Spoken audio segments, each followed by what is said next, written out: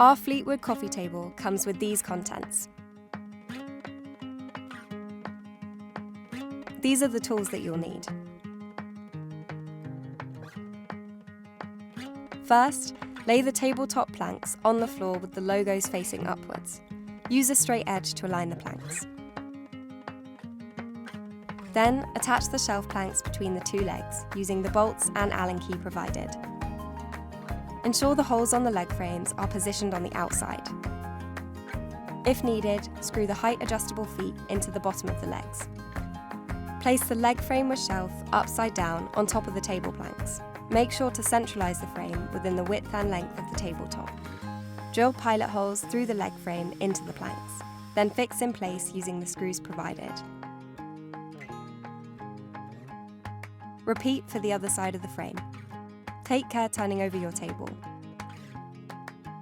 Now grab a brew, style, and enjoy!